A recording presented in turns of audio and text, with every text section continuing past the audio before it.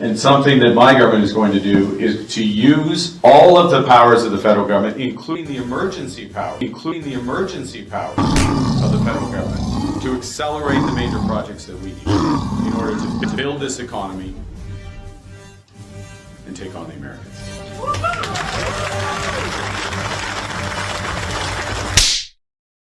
You can't handle the truth. Resolve to resist.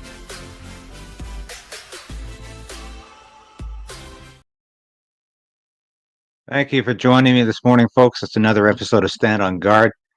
And when we come back, my guest this morning is former Member of Parliament Dan McTeague. We'll explain a little more about his accomplishments since leaving the House of Commons. But it's a pleasure to have him, and we'll be right back.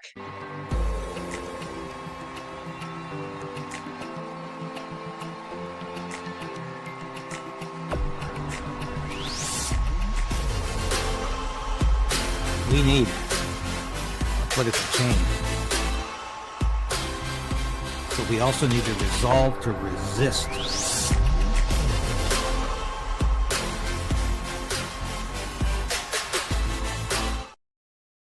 Yes, please like the station now if you can. It helps us overcome that YouTube suppression we're dealing with every day. That's life. Thanks for joining us today. Subscribe if you haven't. Resubscribe if you must. Sometimes YouTube likes to unsubscribe people. Happens to the best of us. So, my guest this morning, and before I'm going to forget if I do this, you can get this sticker from us now. Just say no. Resolve to resist with Krayden's right. And the show today will largely be about Mark Carney, and I want to bring in my guest at this point. This is Mr. Dan McTeague. Thank you for joining me, Dan. Yeah, David, it's a pleasure being here and on a topic that seems to be gaining a lot of steam. So great to be here to talk about Mr. Carney and other things. But just a note, I tweeted on the weekend something about Mr. Carney doing a photo op. His handlers obviously didn't notice that as he was cheering on the Canadian team in our hockey series against the U.S., he had a Coors glass. Now, some people say we're quick to say, "Oh, that's not Coors because it's too dark," but they missed the point entirely, and that's what we're looking at. Yeah, they certainly did miss the point because the Coors Light, it's the brand on the glass. Yeah. Before we get into some questions and I've got some Mark Carney clips that I just want your comment on. But I want to explain to people why you're on the show today, because you were a member probably for 18 years for the Toronto area, Scarborough, Pickering, and you're always an MP. And I can attest to this because I worked on the Hill when you were an MP. I worked with you on a lot of issues because you were the kind of MP that stood for principle more than party. And that's my kind of MP. That's my kind of politician, because I'm always telling people, never stand with a politician when the politician lets you down, and stand with principle. You always did that. And unlike a lot of politicians who leave office and they spend the rest of their lives on the boards as a director on various corporate boards, you have done such useful things for Canadians as the gas price wizard, for instance, telling people where they can get the best price for gas. But as the president of Canadians for Affordable Energy, you really have a bipartisan, or I won't say multi-partisan, it's at least bipartisan approach to energy, which I think has just cut beneath a lot of the rhetoric and a lot of the nonsense coming out of politicians. And you're not afraid to criticize the Liberal government today, especially under Justin Trudeau. So thank you for the work you've done as the president of Canadians for Affordable Energy. The information will be in the description about that. But I want to get your feedback today on Mark Carney. We're hearing a lot about Mark Carney, obviously. It looks like he's being anointed as the next Liberal leader and the next prime minister. And before I show you the first clip that I want your comment on, what bothers me most about Mark Carney? Well, maybe one of the things that bothers me most, not just that he is a globalist and proud of it, but this is a guy who's never been elected to any office in his life. He has spent his life on the globalist gravy train. The last couple of years as a UN Goodwill Ambassador for Climate Change, Governor of the Bank of England, And as you know, I had Liz, former Prime Minister of Great Britain, Liz Truss, on recently, and she said Mark Carney was a nightmare as the Governor Bank of England. All he knew how to do was print money and inflationary spending. But Yes, your perception, what are your thoughts about Mark Carney as potentially being Canada's next Prime Minister? Well, there are many things that come into my head of the years of time in which I was a Liberal, not just as a member of Parliament, but even prior to that. You know, I started in 74, 75, looking at envelopes and putting up signs as a kid. Did it on my own, by the way. I didn't have any parents that really wanted to have me in politics. I'm sure they probably thought I'd be better to get a trade or something that might actually have done better for me in the long run. However, in 1978, I worked for a guy named Paul Cosgrove. He later became the housing minister when we had 21% interest rates. But I also helped a candidate in Scarborough Centre. Now, I want you to listen to this. Maurice Strong. Maurice Strong was our Liberal candidate in that riding, and a lot of people know him as the granddaddy of the WEF and the climate goals, etc. Because we are in this fascination of net zero. And of course, net zero has been ruinous for Canada, has been ruinous for the world, extraordinarily costly. It's a really dangerous, but very,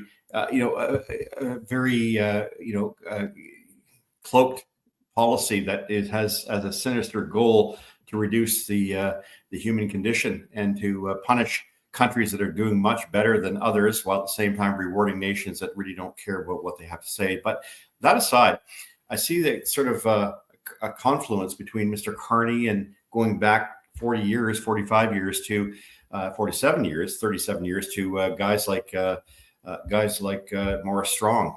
And that is that while they are smart, they're also cunning. And what they have to offer is something that is extraordinarily damaging to the country.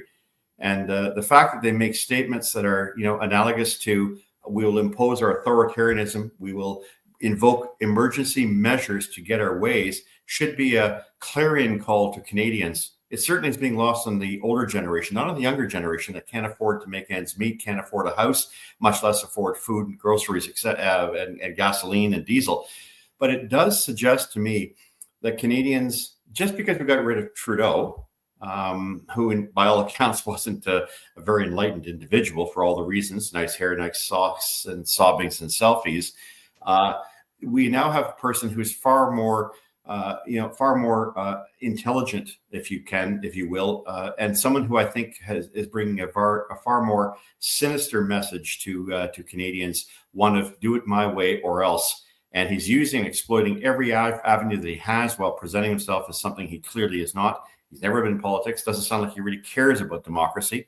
But that aside, all the things I can say about Mr. Carney is simply, I know that his loyalists, his what I call groupies, who were once Trudeau groupies, are defending him, in tooth and nail. I think when one puts a clear spotlight on what Mr. Carney has done to damage the Canadian economy with his policies of restricting capital to oil and gas, which is our number one revenue generator in the country, when we consider this as a man who is foursquare behind carbon taxes and net zero green energy policies, when we consider that this is the man who has been for the past 5 years economic advisor to Justin Trudeau and the Liberals, and the economy has basically cratered, like it or not. I mean, we have some real hard questions to ask Mr. Carney. It doesn't just stop there. I want to know more about Brookfield. I want to know why it moved out of Canada the day after he dropped being CEO of the company. I also want to understand how it's possible we block pipelines in Canada, but his company invests in Brazil, United Arab Emirates. There are a number of contradictions here that the media is refusing. I'm not surprised to delve into, but that's probably because they're waiting for him to actually become the Prime Minister. There are some financial questions he refuses to answer. And as you said, yes, Brookfield is heavily invested in fossil fuels. Nobody else is allowed to use them, but okay for Mark Carney to make money off of fossil fuels. Yeah. And I just have a few clips here, and I just wanted your comment on them here. Third thing we're going to do is to ensure that there's fair competition for our companies, and that we penalize high polluting foreign imports. So we're going to develop a carbon border adjustment mechanism. What that does is promote jobs here at home. It prevents carbon leakage abroad, and it aligns Canada with our allies who are still engaged in the fight against climate change.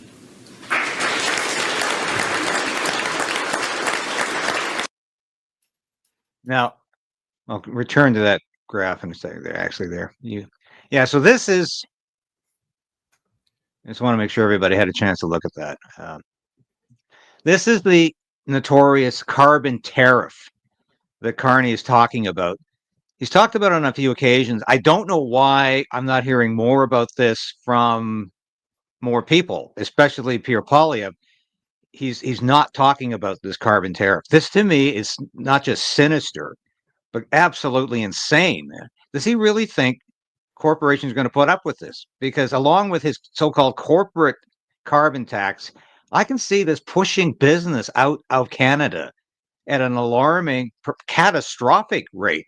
And for him to say it's going to create jobs in Canada, where is he coming from here? Well, it's deception and it's lunacy. If you think for a minute that by blocking off products from China that, or at least basically forcing a tax on them, that'll drive up the costs of everything at Canadian Tire and at Walmart, Canadians are going to be happy with that, forget it. As far as business are concerned, they will go to those jurisdictions. There are many more. Most nations realize net zero has been a failure. Even in Britain, they know that today. Even in Europe and Germany, they know that. Even in Spain and France, they know that. Now what they're saying is maybe we should hold off on this. Maybe we should push back a little bit. Maybe we should look before we leap. But Canada seems to be going headlong into an affordability crisis, which I mentioned several years ago. We now have one, and we want to double down on that. No, I don't think Mr. Carney is in a position to make those kind of decisions, but I think it's important. You mentioned Pierre Poilievre, the Conservatives not saying anything about this. I want to know why the Conservatives are so transfixed with the idea of net zero, because at the end of the day, it's lunacy. It does not create the kind of environment that I think is conducive to development of technologies, of productivity, of investments. This is all about ensuring the quality of life of every Canadian is diminished, as well as those who implement it around the world. Nowhere where the $2 trillion has been spent to try to reduce CO2, which is, by the way, not a pollutant. I may not be a scientist, but I can damn well tell you Mr. Carney isn't either. And call that a pollutant is fundamentally dishonest, and it is the kind of rhetoric that has put the Canadian economy into a snowbank. Yeah, I totally agree. I'm always calling people out for calling carbon a pollution. It's absolute nonsense. And you're right about Poilievre and the Conservatives. They don't want to touch net zero. They're afraid to go there. They think this is still a wildly popular concept for Canadians, and they're basically afraid. I wish I had heard more about net zero and the opposition to it at this Canada First rally on Saturday, instead of having a half an hour of Trump busting. And that was, for me, I showed this thing live, and every time he mentioned Donald Trump, the numbers plummeted. And people saying, why doesn't he talk more about the environment? Well, he doesn't really want to, but that's going to be a problem. Here's another clip from Mark Carney talking about another.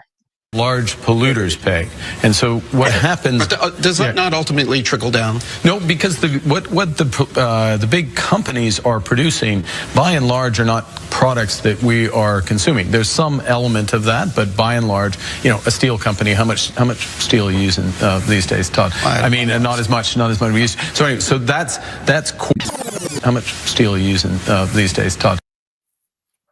Yeah, this is a recent interview with Atlantic Canada. Yeah. And he's saying we don't use steel. Now, I know you referred to him as a rather intelligent guy. At times I wonder really what's going on inside of his brain, because for him to say we don't use steel anymore, has he used his car lately? Has he taken a bus or a train? Has he looked at a skyscraper? Does he have a refrigerator or a stove in his house? I don't know where this guy can possibly say it's not. No, we don't use steel, so it's not going to affect us, and there's not going to be a trickle down. That the corporations are not going to pass on this pollution expense to the consumer. Is he just lying, or is he that ignorant? Well, maybe he doesn't live in Canada. I mean, let's be honest. This guy has 3 passports.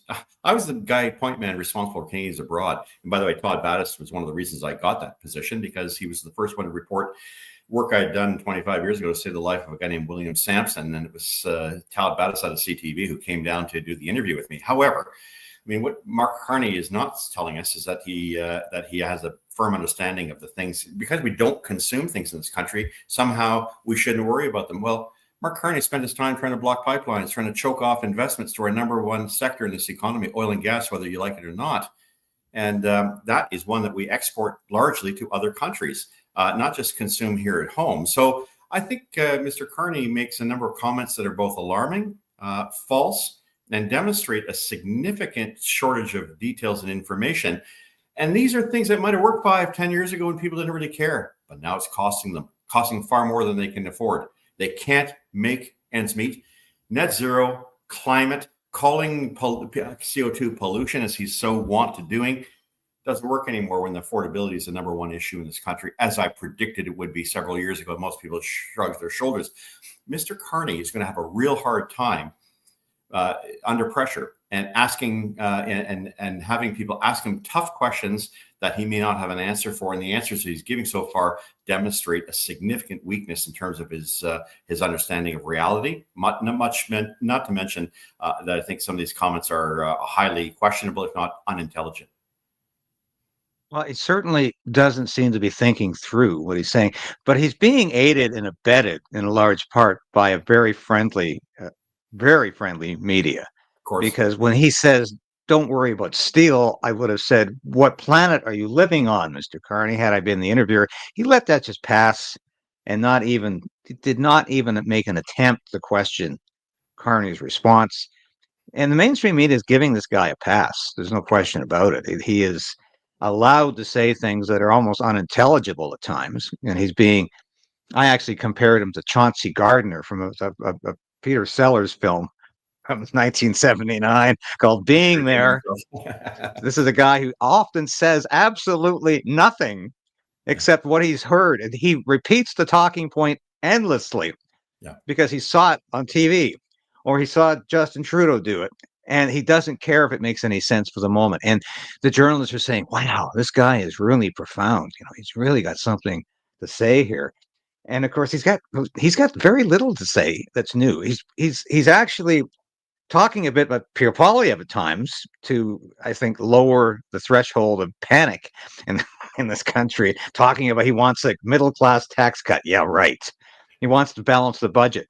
Although I think 2 days ago, he said he's prepared to go into inflationary spending and deficit spending to get the economy back on its feet. So nothing he says has legs for more than a day. But I really find the guy to be shallow. To me, he's like Justin Trudeau on Valium, because he says the same things, but he says them in such a dispassionate way. Like he might believe this today, but maybe he won't tomorrow. I'm not quite sure. He lacks any sort of engagement skills, any kind of warmth, but yet he's being sold as this savior of Canada. I just find it unbelievable, and I had no idea there was a connection to Maurice Strong, because I know Maurice Strong recently passed away peacefully in China, where he, of course, was instrumental in redefining the Chinese economy, which is based essentially on gas guzzling cars. And here's Maurice Strong spending the rest of his days as sort of a Chinese hero. And this is the guy, of course, who Pierre Trudeau appointed as the UN ambassador for the environment in the 70s. And this is all regurgitated nonsense that Mark Carney's coming out with, that, as you said, goes back 50 years when this stuff first became popular. And Mark Carney I don't think he's got a single original idea. And I don't think he's got a single concept that is relevant for Canadians today. And quite the reverse. And he's being marketed as this guy, multifaceted, intelligent, done so many great jobs. And I think there's a reckoning coming from Mark Carney as soon as he's actually challenged by somebody on these things. But well, I've seen these elections before where people come in and they're very strong and they wind up, getting blown out of the water. Not just Kim Campbell, but I think John Turner, of course. But yeah, there's a day of reckoning. It's here now. Canadians are not going to be satisfied with somebody who basically sells them more of what has not worked for the country. This whole policies, the various strings and attachments, the head of the Hydra, if you will, multi-head of the Hydra, that is net zero. I think there is a concern in the country that far beyond the rhetoric needs a new face. I mean, I can get Canadians are relieved it's no longer Trudeau. But my goodness, talk about hopping in, from a fire into the frying pan. That's exactly what many of them are doing.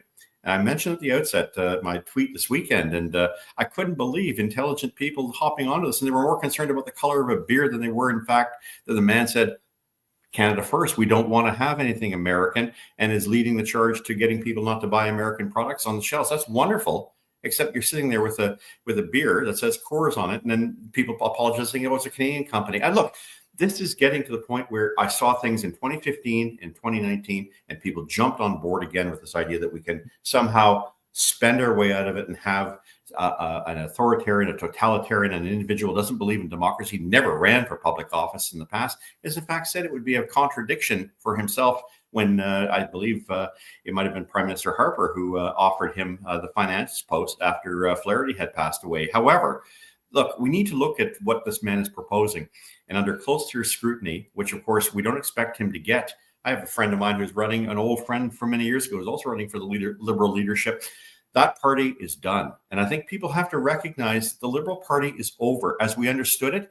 And it has been really much hijacked by an international idea, narrative, which I think has been very punitive to Canada, an ideology which I think is not just based around incompetent government, but runaway social ideology, which is extraordinarily difficult for a nation as diverse as ours to try to grasp. And we are seeing the effects of what is happening across the country, disunity, a disentanglement. I don't mean by region, but by individuals, between age, between political ideology, partisan views. I mean, I've never seen the country so divided as it is today, and these people are simply exploiting that division. Yes. On day one of his leadership campaign, when he made the official announcement in Edmonton, of course, he tried to present himself as this homegrown boy, born in the Northwest Territories, raised in Edmonton, just a Westerner like you and I, and not really part of that Eastern establishment, not part of that globalist establishment. He's his own man. I found the whole news conference to be absolutely absurd at times, but that's what we've come to expect from so many politicians. And it was laughable that he's trying to say, don't look at my record as governor of the Bank of Canada, governor of the Bank of England, UN Goodwill Ambassador. I'm just common folk like you, and I played hockey at university, and that somehow is some sort of saving grace. But here he is, and this is why another thing I find incredible about him is that he constantly is putting his foot in his mouth. This is not an adept politician, and I don't know if he's been doing this his entire professional life, but here he is describing himself as a globalist after he says, I'm not really a globalist. That's a horrible smear from Pierre Poilievre and those people. Strength is I know how the world works. I know how to get things done. I'm connected. I can deliver for the country. And my weakness is, people will charge me as being elitist or a globalist, to use that term, which is, that's exactly, it happens to be exactly what we need. So that's exactly what we need is globalism. Does he seem to understand at all that he is affirming the criticism of his worst critics when he says that? It appears to be that way. And the day before called upon the country to consider that they were going to need emergency measures. I mean, we've been through this play before, more recently with the COVID lockdowns, but also in 1970.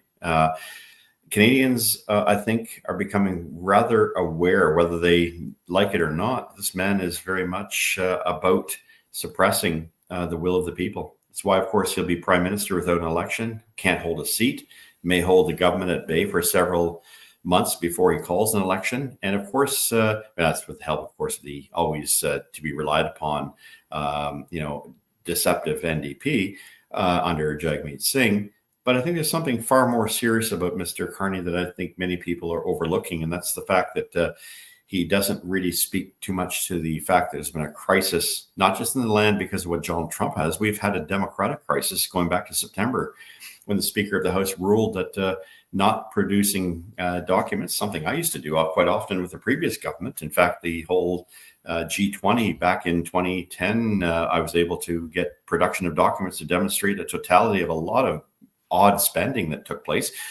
But Parliament has to remain supreme. And for Mr. Carney to believe that Parliament can continue without it sitting, without him being in it, makes a real mockery of the democracy that this country has come to appreciate. We need an election. I think Canadians universally on all sides of the equation believe that. But I'm now starting to detect that more and more Canadians are just happy without our parliamentary system working, it being dysfunctional. And of course, a minority government, which may very well exceed any parliamentary tradition of the longest serving governments anywhere in the world. So that is not something I think Canadians are maybe appreciating at this point, but it's something that Mr. Carney fully expects to exploit. And that exploitation means less democracy for a long period of time. Yeah, I certainly agree with the premise. We need an election. This is a lame duck government. Do you think it's possible? I mean, because the Constitution still states that a government can last for 5 years. There's been legislation saying we need a 4-year election mark, but I think the Constitution would overrule that. Do you think it's?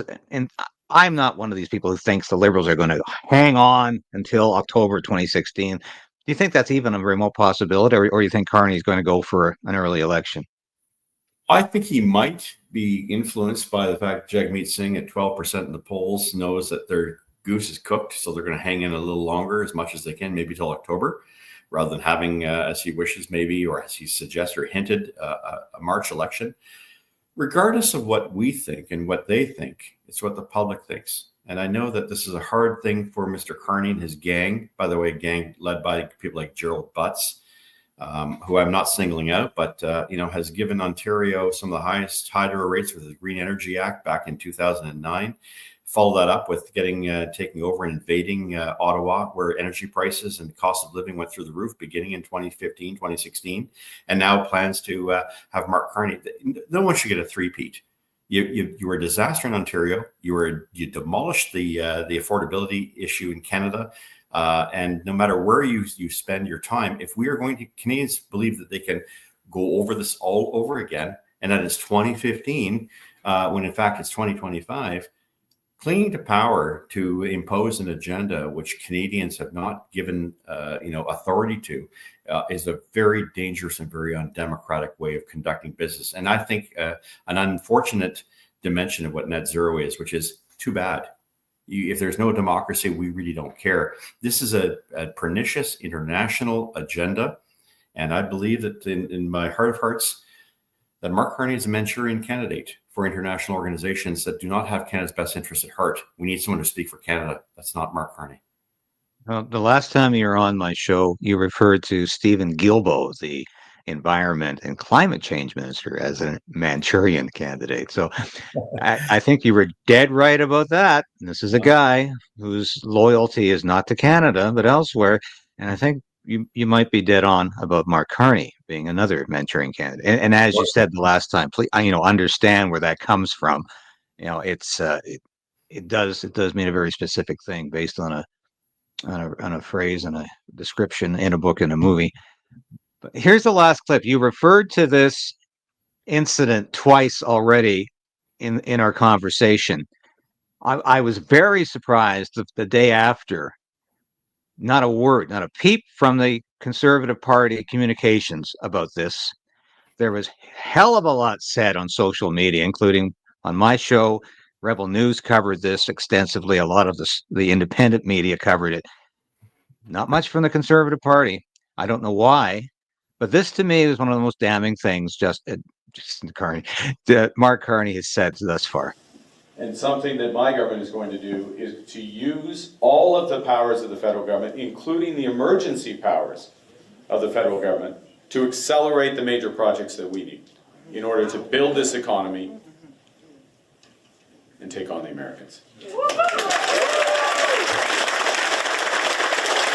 gotta say, now, I'm not even sure how the Emergencies Act could be used to so-called accelerate these projects, unquote. But I'm sure he'll find a way but it struck me as ominous that he would tell this small crowd in Kelowna, knowing full well it was being recorded by a local television unit, was there. But there's about 50 people out in Kelowna, BC. And Kelowna is a fairly small C conservative and large C conservative town. I know it quite well, coming from British Columbia. And so he got 50 people out to hear this. Some of the most frightening remarks he's come out with, because we are still recovering from the Emergencies Act, the invocation of the Emergencies Act in Yes. 3 years ago. And Mark Carney talks about this like it's no big deal, and he's prepared to push this through. Do you think he's an authoritarian? I think his words have pretty much confirmed that. Doesn't have to come from me, it comes from him. I'm just surprised he didn't use the word martial law. What are we really talking about here when he makes those kind of silly remarks that get applause from people in the room who have absolutely no understanding and are completely insensitive to what that really entails? I don't think of many Canadians as being anti-democratic or allowing these kind of things to happen. And what is he talking about? Is he talking about, using that to block certain pipelines, telling the American investors to get lost because we don't have a strong position to be able to say to people, hey, whether you're American or European or whether you happen to be Asian investors, we don't want your money because we think that making, hydrogen and, buying more solar panels from China and using bird choppers to get our energy, which will, on a day like today, we're freezing across much of this country, are absolutely useless. And they will shortchange and they will shorten the lives of Canadians. So I'm not sure what that means. I saw it as very frightening and very ominous. I do say this, though, and I know in my years, and I'm going to put my political cap back on because I did spend a lot of time there, and make no mistake, it goes back a lot longer than most appreciate. I think for the Conservatives, if they're going to have to reconcile Mark Carney, they're going to have to reconcile net zero. And to do that, they may want to hold off, keep their powder dry until there's an election. There's no point coming out and shooting down Mr. Carney at this point. Guys like me who aren't invested, I'm not a member of the Conservative Party. I've only been a member of one party, that is the Liberal Party of Canada, when it was the Liberal Party of the Centre. But to respond very quickly may not be, in my opinion, and I think my advice would be hold off. Let other people make those remarks and then come to that conclusion and then ding Canadians when they're actually paying attention and say, do you really want an authoritarian figure invoking these measures, which we have rarely used, for which the first person to use these back in the 1970s apologized for it. We created a constitution to protect people's rights so that couldn't happen again. Do you really want that going on, especially in light of what happened in COVID? I think most people may be of two opinions on that, but the reality now is very much swung in favor of those who believe that those kind of comments really bring us back to a time, not just of division in the country, but of a shameful period of time when the federal government used its powers against people who were peacefully demonstrating. I think you're quite correct in saying, give Mark Carney enough rope, he will hang himself. Oh, you didn't put it that way, but I think that's what he tends to do. This is a man who really puts his foot in his mouth constantly. I don't think he's a very good politician in terms of thinking about what he says before he says it, and realizing that this is all on tape. It's all recorded today. It's all out there immediately on social media, and anything he says is going to be reported and recorded, and ad nauseum. People are going to hear it over and over again. But I was thinking the other day, and I wanted your thoughts on this, because I'm still not convinced Justin Trudeau is leaving, because the potential for a snap election, it still exists if the federal court orders the prorogation to stop and the House to resume. I think we could have an early election. I raised this, and you would remember this, Dan, and so many people have forgotten that Pierre Trudeau resigned twice. I know. Yeah. People forget he resigned in 1979 when he was the opposition leader and Joe Clark was prime minister. Pierre Trudeau hated, and I know you knew Pierre Trudeau, he hated being opposition leader. He didn't know what the hell to do in that job. He was used to being prime minister. And after 11 years of governing, he said, I'm leaving. and it's time to do something else. And I remember that announcement very well. I was just a kid, but I was from a very young age. I was interested in politics, and I remember Pierre Trudeau saying he was resigning, and lo and behold, Conservative government fell in December because of a gas tax.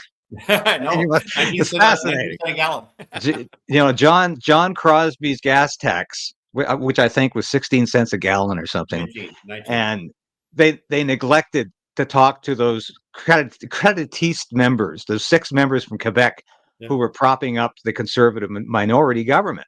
So it was a logistical stupidity. They didn't get their support. The government fell. Nobody expected it to fall. And just before Christmas, so we were hurled into a February 28th election. The Liberals hadn't even thought about who was going to replace Pierre Trudeau. So they say, can you come back and lead us? And there was a draft Trudeau movement on, and Pierre Trudeau came back to lead the party to a huge majority in 1980. And that his last 4 years were perhaps his most consequential. He repatriated the Constitution. He probably would have been remembered for one thing alone, had it not been for that last 4 years, and that would have been the invocation of the War Measures Act. And I think that's probably how people would have remembered Pierre Trudeau. Now, of course, he's remembered for the Charter of Rights and the Constitution being repatriated. But it occurred to me, could that happen to Justin Trudeau? If there's a snap election, could the party say, look, we haven't got time now to go through formal leadership. Can you come back and lead us? Now, I don't know if that's possible, and it's all. I never say it's over with Justin Trudeau, but if we agree that yes, he is going to resign, and that it looks like Mark Carney is going to be the next leader of the Liberal Party, what do you think the legacy of Justin Trudeau is going to be in history?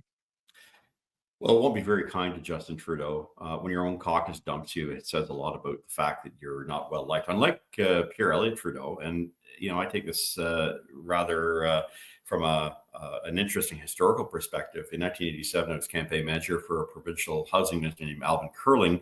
My chairman of my campaign was Keith Davey, the Rainmaker, who at the time was very instrumental in getting Trudeau Sr. to come back, but very much loved by his caucus. And at the time, of course, we had a government which was fumbling, a new government that had just come in, call it basically an interlude, and clearly couldn't count. And unpopular as it was in 1979, still unpopular today. When you impose taxes on gasoline, it's not a bright thing to do, which is what I've been warning since 2015, 2014. No one wanted to listen to me, but they are now. Because gasoline prices do in fact matter, especially as they cascade into the cost of everything else. But in terms of Justin Trudeau's legacy, foregone conclusion. He should have left a year and a half, 2 years ago. His handlers didn't want it because they thought, well, we're going to have to slow down the money printing machine, and the grift will have to stop, and all these people with interests in mooching from the government will suddenly find themselves without money. And of course, there was no concern or consideration to not just this generation, not to the next generation, but the generation after. When you incur such massive amounts of debt while decreasing productivity per GDP per person in this country, while you have a nation which seems to have had a migration crisis, which you've insulted those who've taken the time to go through the process to be brought into this country, suddenly inundated with people who basically should not be here, cannot be here, and once they're here, cannot afford to stay here. You have a real problem on your hands. And I think the problem for most of the nation, it's not East versus West, French versus English, Protestant versus Catholic, whatever you want to call it. It is now very much a sense in our own selves, not just this generation, but generations to come, that Canada has a very long road in which to recover. And I think, we've seen more setbacks that I think can now be accurately called a national crisis. And it was self-made. It was imposed by a dilettante who should never have been prime minister. But of course, he had the socks, the sobbing, the selfies, and the nice hair. And unfortunately, there's a significant constituency in this country, I don't want to say who they are, who thought this is great, this is wonderful, this is how you lead a country. This is not how you lead a country. And those of us who have experience know exactly how this recipe was going to turn out to be a fundamental disaster, which it is today for Canadians. That is the Trudeau legacy. Very, very well stated, Dan. Well, thank you so much for joining me today. And I want to say again, your information is in the description. It's Canadians for Affordable Energy. Thank you for doing a job the job that you do on behalf of common sense Canadians. I'm not going to call it either political party, but for those common sense Canadians, no matter how they vote, but who vote for common sense policies, you are addressing those Canadians with the work you're doing. And I'll say it again, I've never met a more principled politician than you. And I remember the work you did. It was always principle first. And that's something I think is a lesson that every politician should learn. Put principle first and don't put party first. You always did that. And I always respected you, and I respect your opinion on just about all of these things. I think you've got so much to say as somebody who has served the country as a member of parliament, but continues to serve this country with the information that you're gathering and disseminating, and we all appreciate it. So once again, thank you for your work as a member. Thank you for the work you're doing today. And I appreciate you being on the show with me today, because what you're saying is just so incredibly relevant. And thank you for what you've revealed today about Mark Carney and about Justin Trudeau and about where this country is. I think we can do a lot better, and I think we will do a lot better. But it's been a pleasure talking again, Dan. And a man I call a friend. Yeah, thank you, David. We appreciate that. I'm very, very humbled. Thank you so much for joining me today on Stand on Guard. My guest has been Dan McTeague, former member of parliament and president of Canadians for Affordable Energy. He's also the gas wizard guy on X. He can tell you where the cheapest gas is and when it's going up. For Stand on Guard, thank you very much. We will be back again tomorrow at 10. Remember to resolve, to resist, and I'll give you all the news you need to know. Bye for now.